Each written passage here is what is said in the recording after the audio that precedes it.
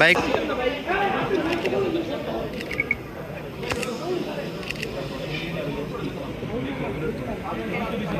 কইছে না শেষ ভাই একটু পিছনে দেখতে লাগতেছে ভাই আমাদের তো নিতে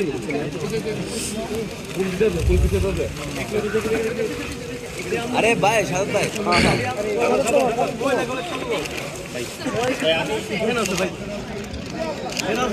আরে এটা পিছনে না আরে পিছনে সবাই কি লাগাইলি কি আছে জানো পয়সা গায় ভুলে সামনে দাঁড়াই যাও এই সাকিব শট দে ভুলে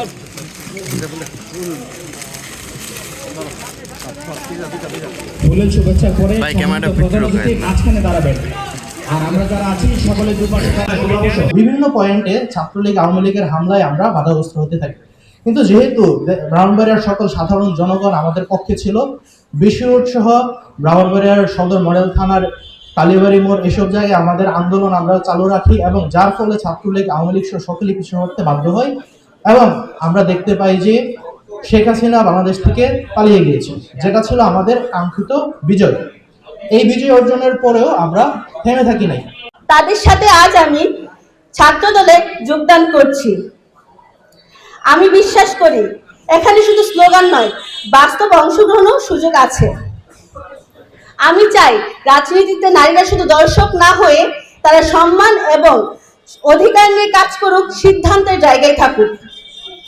আজকে এই যোগদান নিজের জন্য না, আমি অনেক সাহসী বোনদের এবং মেয়েদের বলতে চাই, আমরাও থাকবো, আমরাও পারি। প্রথমে যে জিনিসটা উল্লেখ করব, জুলাই গণ অভ্যুত্থান কোন দলের একা সম্পত্তি না।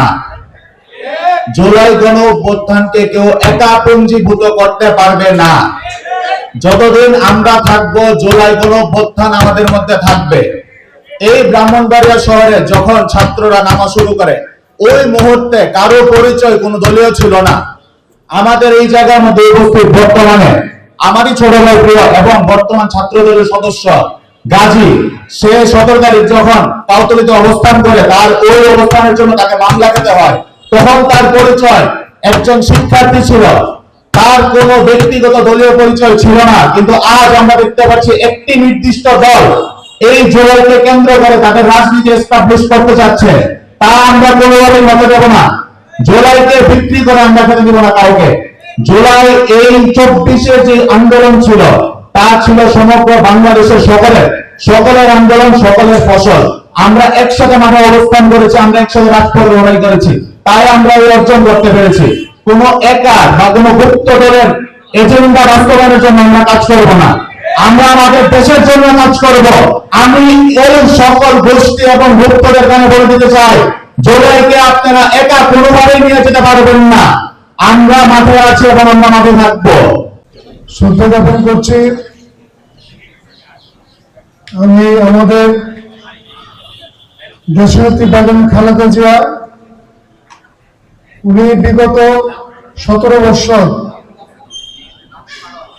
এই ফ্যাসিস্ট সরকারের বিদায়ের জন্য সংগ্রাম করেছেন, জেল খেটেছেন এবং নানাভাবে মানসিক এবং বিভিন্নভাবে অত্যাচারিত হয়েছেন। ওনার প্রতি শ্রদ্ধা জানাচ্ছি। আজকে এই জুলাই যোদ্ধাদের যে যোগদান বাংলাদেশ জাতীয়তাবাদী ছাত্র দলের, সেই জন্য আমি আমার পক্ষ থেকে আজকে যারা যোগদান করেছেন, ছাত্র দলের প্রোডাক্ট হিসাবে আমি নিজেকে মনে করি। সেজন্য আমার পক্ষ থেকে আমি ছাত্র দলের সোনালী ফসল হিসাবে এবং জেলা বিএনপির সভাপতি হিসাবে সবাইকে জানাই রক্তিম শুভেচ্ছা এবং অভিনন্দন।